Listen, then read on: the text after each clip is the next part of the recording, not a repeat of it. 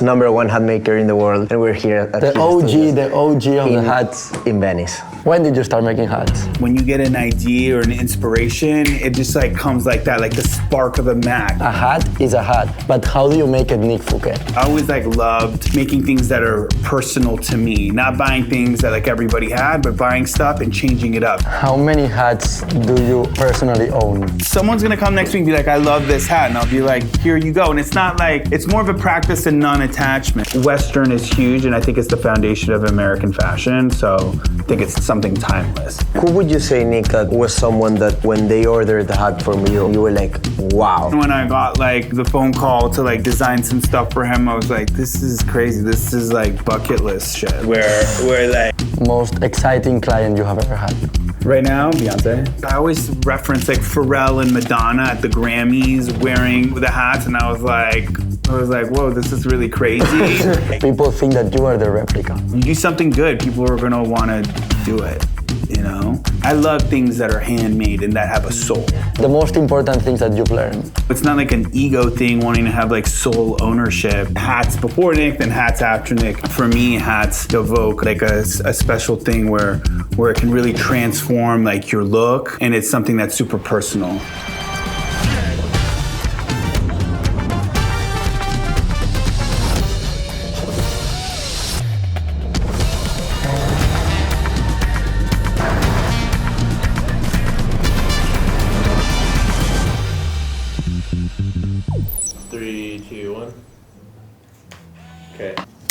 Welcome to a new episode. Guess where we are? We're with a very, very special guest in Venice, California, Nick Fouquet, our big brother and friend, and big inspiration to us. We're super happy that he's here with us, and we're just gonna have one of these talks where like we go through like the whole process of like Nick, us, and we're just gonna discuss everything. Thank you for having us, #1 hat maker in the world, and we're here at the OG of the hats in Venice. I love you guys. How are you? I'm good, boys. I'm happy to be here. Happy to see you guys. You guys are like family, you know? I love you guys. Bro, we are excited to share some chat with you. Yes. So, let's just start from the beginning. So people don't know. Tell us a little bit how you started making hats, why you started making hats, like when did you start making hats?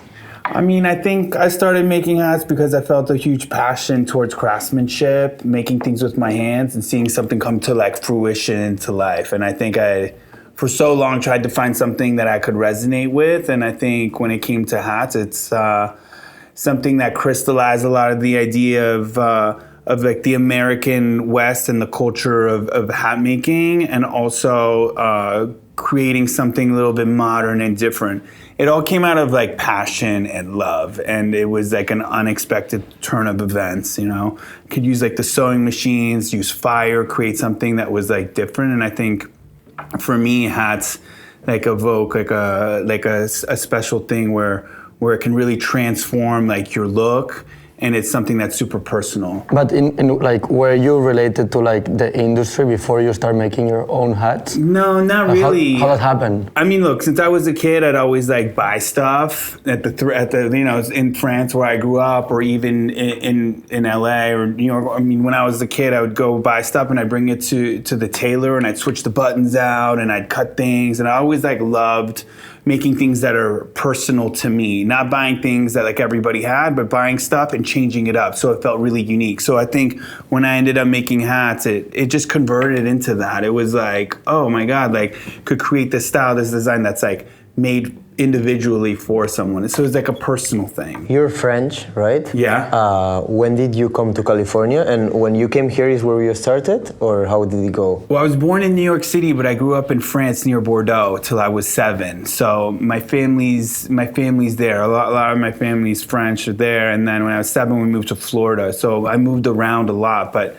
no one's really, you know, in the fashion industry. I sort of blazed my own path in order to you know, it's something I always love. I love fabric, clothing, style, the history of it. And when I was looking to making hats, or when I was looking to do something, like hats hadn't changed in like 80 years. There was Borsellino in Italy, and there was Stetson in the United States. But like no one had like modernized or done something else. So like humbly saying so. I think there's like a line of demarcation in the sand of like hats before Nick, then hats after Nick, of this whole world where it changed, so. And did you have like a mentor? Like someone that you got like really inspired by to like make these kind of hats? Yeah, I had a lot of different mentors. I think in hats specifically, there was a guy in Utah who was a real cowboy, and this guy I originally started with was a cowboy from Ohio. So this one guy, JW out of Utah, was like a guy that would fabricate old machine equipment, and a lot of the equipment, we had to like go on a big deep dive in like Colorado or Montana or Wyoming to get a lot of the pieces that we have today in the production in the back. So it was like a bit of a treasure hunt because a lot of the stuff is like hard to find, and it's like old. It's like 180 years old, 80-year-old like machine equipment or blocks. So we feel like we started for the same thing because we didn't find jewelry for us, so we created our own, and we felt like the industry was so traditional that it was like this, like before Nick Fouquet, after Nick Fouquet, like we try to do the same with jewelry. And also, like, I have a question that we have like a big challenge in our industry, that is that jewelry is so hard to be recognizable, Yeah. Same with hats. At the end, a hat is a hat. But how do you make it Nick Fouquet? How do we make people see a hat and say, hey, that's a Nick Fouquet? Well, I think like I have like the advantage of that, the matchstick is what I'm known for. So I think it's like coupled with the idea that like the aesthetic and the modernity of what I do with the design with the matchstick is really sort of like my megaphone when you're walking down the street and you see someone, it's making it way more identifiable. So I think that's what I have as sort of like the brand recognition and the trademark for what I've done. But I think that like, I like to think that with or without the matchstick, you could recognize the Nick Fouquet hat by the style, by the design, by what it is, just like So matchstick or without, like it's like a Nick Fouquet hat. How did the idea of the matchstick, like, when was that moment? Yeah, I mean, for me, like the relevance of it is like, as you guys know, because you guys are creative people, it's like when you get an idea or an inspiration, it just like comes like that, like the spark of a match, and so for me, it was the spark of inspiration. It's like, I can think for like weeks of like how I'm going to create the collection. I'm like, fuck, I don't know. It's like I'm lost. And then all of a sudden, it's just like the gas, it's like the spark to the gas tank, and you just a million ideas come. So I think like it's the spark of inspiration and the way like for me creativity works. We talk about like craftsmanship, that you love the craftsmanship, but also like your hats like are an important piece in fashion. So what do you see? Like what do you see between craftsmanship and fashion? I mean, for me, craftsmanship is the foundation of fashion. If you look at old luxury brands, whether it was Louis Vuitton with the trunks, or whether it's like Hermes with the saddles, that were all handcrafted. This is the time where people made things out of their hands, and that's the foundation of true fashion is with craft. I mean, we're talking about people in an industry that cut and sew clothes, they tailor things, it's all done with your hands. So I think for me, it's just so important when you're casting jewelry or doing it with the wax, like, it's not like, it all started with an idea, and then comes to fruition, we created by hands. And I think like, for me, that's super important. I love things that are handmade and that have a soul. Yeah, 100%. And at the end, we always say that the human is not perfect. So everything that is done by humans, we try to show it in the product, you know what I mean? Because like we make like this hand mistake. Like yes, that's the best. I pray for those moments. For me, the perfection is in the imperfection. Exactly. And that's what I want. It's like when something's like perfectly done and like no shots fired to China, but when anything looks fucking perfect and all done, there's no like soul to it. Like you want to see like the mix up and the messes and all that, because it's really authentic. It's like a beautiful scar. like this scar. Like on a person, like a scar on a person. Yeah, it's something like, yeah, I agree. Exactly. It makes it perfect, like the personality. I think perfect is boring, even if it's like Machines make perfect things. Yeah, it's not Humans exciting. make Like mistakes things. are great. Like even like I find people that are really good looking that have like a gap tooth or like a scar thing. Like I'm like, God, it's so much beautiful than like an Adonis perfect person. I'm like, that's like whatever. I love that. I'm gonna explain a funny story. My dad's like a painter, and from the matches that Nick made, we got so influenced, and it's so recognizable for us that he did a painting.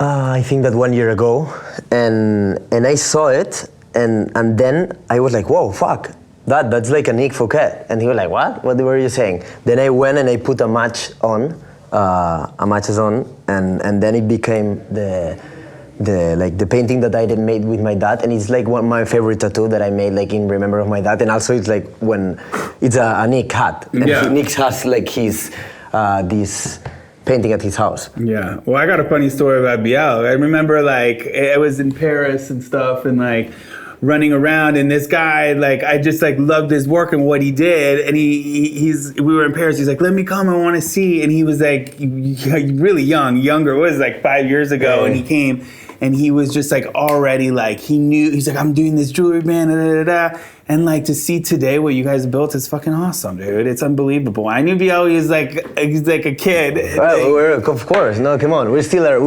kids in our... I love that you say this now, because when you start a brand and after 5 years, like I think we have matured a lot of our ideas. For sure. Like how that happened to you, like when you started until now, how did the brand change and mature, or like? I mean, it evolves and changes. I think like as we grow older, our tastes and changes. Like what I was doing 8 years ago or 5 years ago is very different than what I do today, and that's a beautiful thing. I think you got to evolve with your product. You got to evolve with who you are and what you do, and we're different people. Can you come in? Yeah, for sure. Hey, Will. You gotta get shit. Don't worry. Is that okay, guys? Is that okay? We're selling hats here, guys. Yeah. Everything I know. Cool. I love it. It's sick. I think it's cool, yeah. Yeah, don't worry, Will. Just delivering hats. Yeah, basically. And if you need to get stuff, it's all good. If you need a hat, Yeah. Our man anyways, whatever. That's what just we do makes here. it authentic. That's what we do here. Growing and evolving with like the stages of the creative process, I think that's necessary and important for everybody in order to grow. I mean, I think I'm excited to see where I'm going to be in 2 years from now. And if you had to choose like three fundamentals of what you've learned these years. What do you mean? Like three? Something that you like. I don't know if like there's like things that you've learned that these are like untouchable. That the most important things that you've learned. I mean, I think that it's like something to stick to, I think it's like trust the process and trust your intuition and your gut. I think like you start getting like a lot of people that tell you like, oh, we should do this, you guys should do that, but it's more about like not listening to that noise, but like listening to yourself. I think that that's really important, whether it's in business or in life personally. And where does like Nick find his free time? I mean, I live in Topanga. I would love to like read and write and surf and be in nature, and those things like allow my brain to sort of like rest and get the inspiration, the energies I need. I don't know how it all really works, but like I find time. I love to travel. Luckily, work allows me to travel, but those are times where I feel like the most inspired. I love seeing people going to new places. Yeah, sometimes you need to like kind of like step out a little bit to see with perspective what you're doing. No? Yeah. Because we feel like we're always doing a lot of things, you know what I mean? Instead of like coming down, maybe watching from the outside, what the fuck are we doing? Are we doing what we're supposed to do? Are we like thinking clearly? Yeah, and I think it's important to stop and smell the roses. And it's like we all work really hard and we move towards these goals and these grandiose goals to do things that we want in our life. But do we really like sit down and appreciate and recognize what we do? We live in a world where it's like, what's next? What's next? Hey, I just finished this collection. And people are like, that's great. What are you doing next? I'm like, dude, I just poured my soul out. And it's like, and it's like we all need time to like recoup and recognize all the hard work we all do in everybody's domain and field. So I think like those times are super important. And Nick, also like you come from like we know that your dad used to be like a model. Is he still a model? No. Yeah, he's still a model. He's still a model. That's crazy. That's a legend. And you come from this background, Yeah, a little bit. Yeah. How is coming from here? And I know that you used to like model too when you were like younger, probably. and how do you think that influenced you in like your career path? Yeah, actually, in a lot of ways, especially when it comes to photo shoots and production. I think like when I was doing modeling, and whether it was for like Ralph Lauren or Levi's or Guess or whatever, or Etros and all that, and traveling and doing those things, I was always jealous that I wasn't the guy behind the scene with like the camera or the hair and makeup, and they were always having fun, and I always was a little bit like jealous. I was like, fuck dude, like I'm just showing up doing nothing. They get to like build a career and do so much and fine tune their craft, whether it's the videographer or the photographer or the lighting guy, whatever the fuck it was. Like I just knew like I preferred to be there, but when it came to like doing my own stuff, it was like I could be in the director's chair and like be like, okay, I want this hair and makeup person, or I want, you know, this videographer, and I want these things, and I can create the story, which is so much more creative. So I think it helped me recognize that, like, understanding how a production gets put together and what's required, because it's a fucking ton of work to put all that stuff together, and it needs to be done well. And so it gave me a lot of experience to see that from being there. I would say that like even like our background, that we were like working when we started TwoJeys, like John and I sometimes we were hired as models and things, that helped us a lot. Yeah. In terms of like what we wanted for TwoJeys and how to handle a shooting. Yeah. Even Joan like started like doing snow videos and like snowboard videos, like skate videos when he was like super young. That gave us a lot of perspective when we started. I was the bad one, so Yeah. I had to choose the filmmaking side. But for Yeah. real, that helped us a lot, because like it's like you know For how sure. to do it, you know. 100%. So, since you started, when did you feel that you were actually making it out of your passion? You know what I mean? Because we all start something because of our passion, but when you started, would you think that you would end up like this?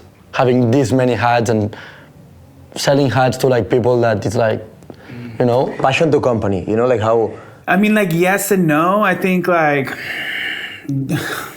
those things change. I think like early on, it was like when I was younger, it was like the dream to take over and be like the next. And looking back, I would have never imagined to be in the situation where I am today, and you know, designing hats for celebrities, whether it's like Beyonce's of the world or like runway shows and things. I would have never have imagined that. But there's a part of me that like would dream that too. Of course. So it's like it's hard to explain, because it's like I don't want to sound arrogant and be like, yeah, I knew, but it was always like I'd aspired and dreamed, and like the dreams came true. And it's sometimes a little bit like, holy shit, did that really happen? And so the stake gets like, but the bar goes higher. But I mean, if you would have told me 10 years ago where I would be today, I would have never But like, imagined. in what point did your like professional side like boom? You know, like. I mean, I don't know. You know, it's hard to speculate those things, because there's like different things that happen that sort of can catapult it. I think it was a lot early on. Was like I always reference like Pharrell and Madonna at the Grammys wearing the hats, and I was like, whoa, this is really crazy, you know, because it was just sort of like these mega stars, like, and you know, I was in a garage like making these, you know, modernized like, you know, styles, whether they were Western styles or you know, dress city hats, and that was like my passion. So that was like a moment where boom, and then doing stuff in Givenchy at the runway show was like, you know, I'm like flying to Paris and like fitting, you know, hats for a runway show, which was like, you know, territories of like great designers like Alexander McQueen and Galliano and all these people. I'm like, fuck, I'm in the building. Like I was in a garage, and now I'm in, you know, in the runway show in Paris. Like, this is crazy. Like, this is fucking. That's what happens when you're the best at doing something, you know, like. Who would you say, Nick, that was someone that when they ordered the hat from you, or at least asked for a custom, you were like, wow, this like was a dream of mine? Yeah, I think it was like Keith Richards from the Rolling Stones, where like it was one of those things. He's such a like an iconic stylistic figure, period, throughout the decades. And like I was like, and then when I got like, you know, the phone call to like design some stuff for him, I was like, this is crazy. This is like bucket list shit. Like, I'm like, you know, so for me, he's such an iconic figure. So yeah, that was amazing. You know, now it's like, yeah. What do you think jewelry and hats have in common? I think a lot. They're accessories. I think they're also like a good real estate. Like wearing it here, you're wearing it on your head. I think it's something that's a little bit more recognized in terms of accessory more than like ready to wear. Most of the time, if you have jewelry, people comment on it. If you have a hat, people recognize that because it's like prime real estate. So I think they have that in common. And your personality, like it gives you like this vibe. Yeah, I mean, that's the beauty of accessories, like accessories are add-ons. It's like if you just wear like, I don't know, white t-shirt and blue jeans, that looks great. But if you start adding like a scarf or jewelry or a hat, you start adding on accessorizing, it makes it into a completely different thing. So where do you see Nick Fouquet in like 10 years? The brand. Yeah, not me. Getting older. I think there's a lot of great opportunities. I think it's like continuing to expand in the key territories that I'm really excited about. I think it's continuing to grow the accessories. For me, like the hats or the Birkin bag of the Hermes collection. I love Hermes. To me, that's like the crown jewel, best brand of the world. And I think like to continue to make the best of the best quality stuff. And that's what I've always tried to do with the hats, is like the best leather, the best felt, the best liners, the best everything. For me, it's all about, wanting to show the best product of whatever it is. So it would be with leather goods or whatever is considered accessories is super important to me. So I think that's where it is. And who knows, we'll see. And which would be the first hat that someone that has never worn hats do you think that should have? Like, which was the first one that you had?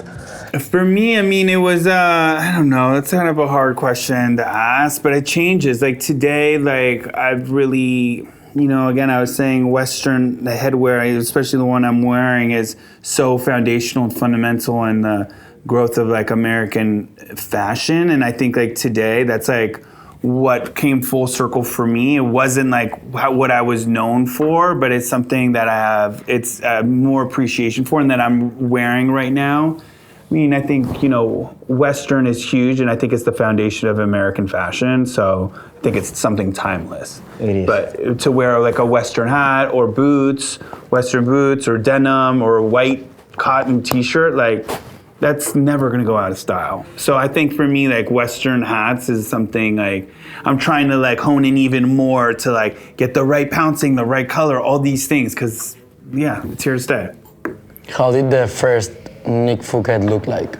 Like the first hat you ever made? Like there was one, no? Like how was the first not one? Great, but like, the first one you ever sold. I think I'm just continuously like trying to work. I think like the thing is with craftsmanship and what we do, it's like you can never be like, oh my God, it's done. Like I've made it to the mountaintop, the top of the mountaintop. I think you always gotta be like keeping yourself in check. Like you never like arrive with what you do. You gotta just always like keep pushing and pushing. You can't just be like, I made it, I'm done. Like this is the best ever. Like I'm walking away.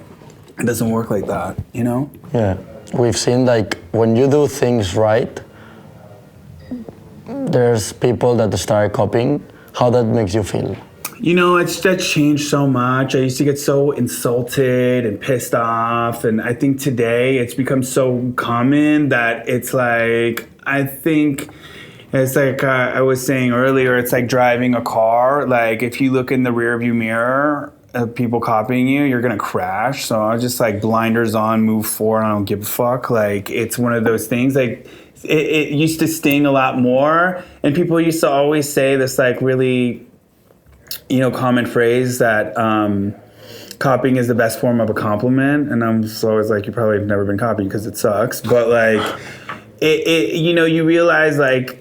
No one's copying someone that isn't making it. So when you do, you kind of got to look at it and be like, you know the truth. Like, I mean. But it's crazy because like maybe people know you before they saw like the replica. You know what I mean? I see you after they see the replica. So people think that you are the replica. Maybe. I mean, it's like they just have to do a little bit more. But More you can't. investigation. You need more research, but it doesn't you cannot really control matter because you know what? The people that made the replicas, they know. Yeah. You know. And that's all that really matters. It It just- doesn't matter, It's like you just gotta move forward. People are gonna copy and do their shit. Doesn't matter. It's like people copy, dude. It's like a beverage comes out that's super hot. Like give it 6 months. Everyone's copying that. There's like copies of copies of copies. It doesn't even like matter. At this point, like you just gotta like move forward. It's just part of life. Like no, you do something good. People are gonna want to do it. And Nick, also I think that's interesting because like you're a solo founder. We're like two here, and how do you think that we're two that we're one? But how do you think that that affects you? Or also like because I know that I'm sure that you being super successful in all these years, many people have approached you to like, wow, we should partner and go super big and blah blah blah. How have you treated that? I mean, that's such a good question. It's like I think. I think partnerships is amazing when they work out, and that's such a beautiful thing and something rare.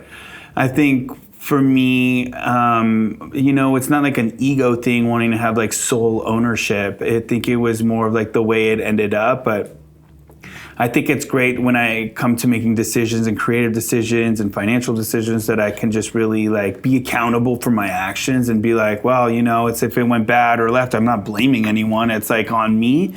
But I think that, I think that I deep down have the idea and the vision of my universe, and it's just sort of like hard to bring somebody else on to partner that up with. But I think I don't know. It's a good question. I just No, makes sense. You're living your passion, your pace, your dreams, and you're accountable for it. So you don't have someone else. I think when you get outside investment too, like the stakes go higher, and I think in my experience or what I've seen is that like there's more of a pressure to be like, okay, like we invested this, like we want return, we want growth, we like, what are you guys gonna do? What's the plan? And here I can sort of grow at my own pace and do what I want to do without the like burden of being like I'm doing this to like make money for like the people that have just invested. I feel like there was a part of me that's like if money was going to come in, and I'm crazy that I still own 100% of my business, but like that people were going to come in and want it's like not that they believe in the product, they believe in me, but they want money. And for me, money is important, but it's not important. Like I didn't do this. I didn't start making hats because I was like, oh man, I'm gonna be so fucking rich making fucking custom hats for like celebrities. Like, of course not. I live a great lifestyle. I get to live in LA. That's amazing. But it's like, I don't want to be like a slave to the money and to people being like, yo, where's our return? What are we doing next year? How are you gonna grow this? Because then it's like, I'd rather like shoot myself. Like, I don't want to do that. I'd go, if I wanted to make a lot of money like that, I'd probably go and fucking finance in New York or do something. But like for real, like we always say that we're not scared on going. We're not scared on going. But I don't want to put that out to the universe and saying it's not like I'm not doing it. Like, look, if it's money is important. We need that freedom and that lifestyle. But like, I think it's so important for the young generation or people coming to do things because they want to do it. I think. The love of the money is the root of all evil, in a lot of ways. It's like that, oh man, I gotta get this. And we live in a society and a culture in a town where it's like, look at the car we're driving, I got this, I got that. Like, I don't give about that too much about that shit. I live a simple life. I have a fucking same truck I've driven for 10 years. Like I get to travel, I get to design. That to me is like freedom, keeping your life simple. Having like yachts and boats and shit, like, rather just jump on the rich guy's yacht and boat. I don't give a fuck. Be the guest. Right? I'll be the guest. Yeah. I'm gonna make a hat, no? We always say that we are not scared of going like bankruptcy and having no money. We are scared of not having something that we have passion for. You know what I mean? Like, if we didn't have money, but we work the same way we're working today, like putting all our time, effort, energy, the way we do, we feel rich. We really feel rich, you know what I mean? Because we don't care about the money, but not because we have. Because we really don't. But we do what we love, you know what I mean? And that make us like... And doing it and sharing it and like actually having like this passion thing, that everything you do is a challenge, I think that that's beautiful. Like not having money on the business, it's a good thing, since like then your creative side goes to another level. If not, everything goes with money. Like I need this photographer, I need that. With that, I think that we've challenged ourselves so much to create things as loud as possible with no money, that we've done things that we would never have done with money. And that's something I think that for any entrepreneur that think that with money you solve problems, that doesn't happen. No, I think when you're scrapping, it makes you more creative, because you're like, how am I going to do this? How am I going to get this person? Let me put it together. And it, you know, I think it's the way to do it. Yeah, 100%. So I think that we're gonna wrap it up here. We have like a quick fire questions for you. Yes or no? Whoa, all right, I don't know. Like 10 fire questions, like quick ones, and then we go. All right. Okay. All right. Ping Pong. with Nick. full name, Nick Fouquet. Profession. Hatmaker, accessories designer. singular taken. Taken. Friends, US or Australia. Friends. If you didn't design hats, what would you do? National Geographic photographer. Dream to accomplish. Climbing Mount Everest. Someone that inspires you? Oh, fuck, dude, this is gonna be a hard ping pong. I don't know, you guys. You guys inspire me, for real. Thank you. Thank you, bro. You don't leave the house without your hat or your... My lunch bag, man. Bring lunch to work. Silver or gold? Both. most exciting client you have ever had. Right now, Beyonce. Wow. Favorite part of the process, of the hat making process? I think the fire. If you could travel to another moment of human history, where would it be? When would it be? I think the Marcus Aurelius and the Roman era. I would say dinosaurs. And not bad. Early bird or night owl? Early bird. Favorite design you have ever done? Probably a top hat. Last one, describe LA in one word. Lonely. Thank you very much. We got Big it. brother, Nick Fouquet. See you in the next episode. #1 handmaker in the world. Thank you for having us here, Nick, for real. It's been amazing, and I think that we brought a lot of value to many people, and at least they know you more, and they know how a hat is made. So thank you very much, guys. See you in the next one. How many hats do you personally own? Like yours? Honestly, I own 2. Come on. Yeah, I own a straw one and a felt one because someone's gonna come next week and be like, I love this hat, and I'll be like, here you go. And it's not like, it's more of a practice and non-attachment. Like, I don't need to have 100 hats at my place. I can go make 100 hats and have them at my place, but like, whatever, I can't wear 100 hats every day. So I that- wear the one that I want and feel until I'm done, and then it usually gets sold, or I give it to someone that really likes it, because I don't need to hold on to everything, Anyways, it's just like a the weird attachment, thing. no? A little bit of the It's just attachment. sort of and honestly, if I were to be like, oh, this is the best one, and I'm just holding on to it, it's like, no, the best one's gonna come, and then it's gonna be another best one. It's crazy, eh? Like this industry is always like... Yeah,